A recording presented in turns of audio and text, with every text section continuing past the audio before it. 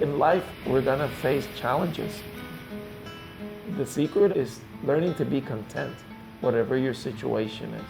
Because some of the biggest lessons that we learn in life are through moments of conflict and strife and trials, storms. And it all leads to one thing, the fulfillment of a calling or a purpose. And serving others is precisely that. I think if we don't understand that, then we're really not part of the world that we live in.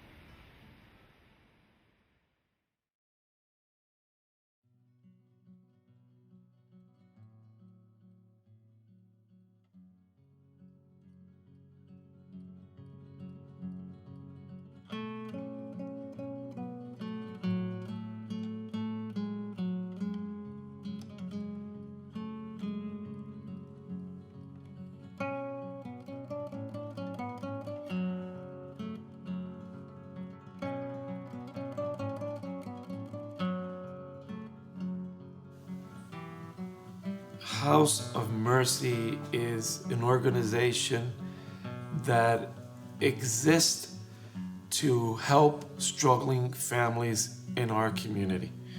And when something extraordinary as a natural disaster were to occur, we're there to serve not only the physical, but also the emotional and spiritual needs of that community.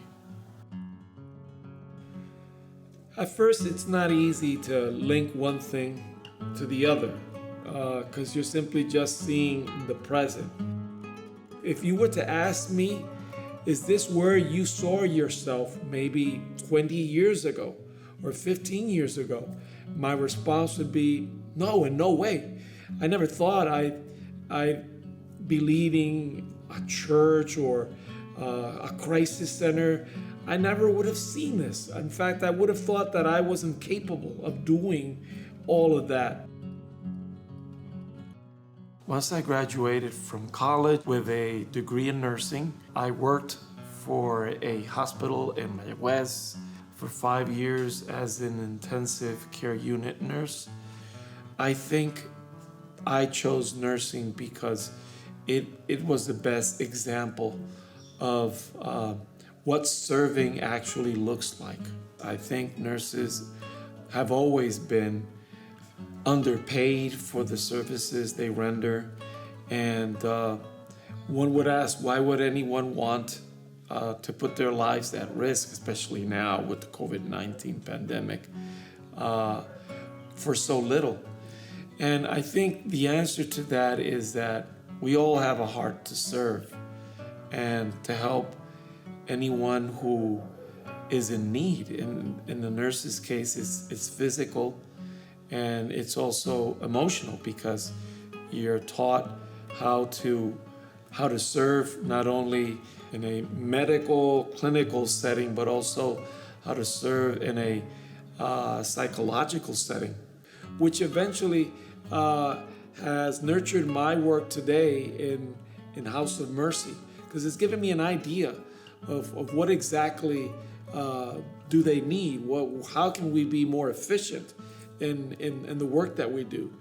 And I can say that every circumstance in my life and the process of all that coming together, I couldn't see the bigger picture. I couldn't see how this was all leading to where I am today.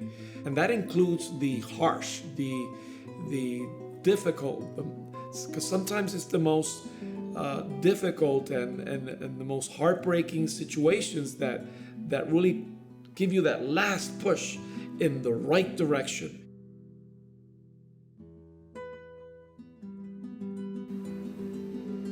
House of Mercy was born a couple of years before Hurricane Maria. I noticed that there were many families that were leaving because of the financial situation on the island during that time. As a parent of a middle-class family myself, we were struggling also to survive in the midst of that massive exodus of people who left the island. And I was led to do something to help these struggling middle-class, low-income families, and possibly postpone or delay or maybe even completely cancel the possibility of leaving the island. And we began by handing out bags of groceries to 25 families. We slowly were able to increase that from 50 to 100, from 100 to 300. And it was then when we were going to set up at a location which was given to us. And just when we were just about ready to start moving in, Maria hit. And to our surprise, a gigantic tree completely crushed and destroyed the building that we were going to occupy for the crisis center. You have to keep in mind that all this occurred within the setting of chaos, destruction. There was no power anywhere on the island. There was no water service anywhere on the island. Food was extremely limited.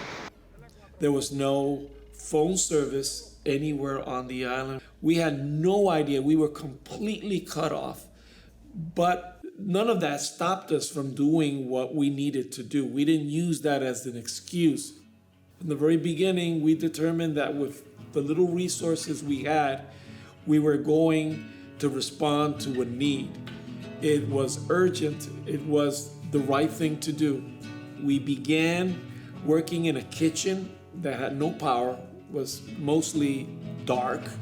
We had a team that would show up every day. We turn on our stoves, and with whatever items we had on the shelves, we would prepare lunch for a community. And I remember people running out of their apartments and homes with tears in their eyes, because according to them, we were the first to arrive with help. And this was 2 weeks after Maria hit, which came to a surprise because we thought we were late, but we were the first to arrive. And we were received with hugs and kisses and appreciation, and people were asking how they could help. We began to receive donations on a regular basis. The supplies just started to come in immediately, and we just kept serving, and the more we gave out, the more we received. What we do is something we can't do on our own. We have the heart, we have the vision, but in order to get the mission done, we need teamwork. And whether it was a Red Cross, or it was a church from the States, or it was a friend or a church member, someone would always provide with what was needed either for the next day or the next days or the next week. It was very motivational to work in these communities. It really touched you to see the hospitality and the love of the people, that in spite of the fact that they had so little, they were always willing to share whatever little they had. And I remember visiting a home in which we were there to serve and to help, and that old woman, she looked at me and said, "Would you like a cup of coffee?" And when I looked into her kitchen, it was quite obvious that that was barely all she had. And she was willing to offer that last cup of coffee. That love and that hospitality is what actually characterizes our culture and our people. That in the midst of their circumstances, they see beyond their need. They continue to show that love and that hospitality towards others. I think it's in our DNA. We're programmed to see every person as family, and that we're obligated to be there for them when they need us. And in our culture, that resiliency is a result of the many circumstances and situations that we as a nation have actually lived and been through.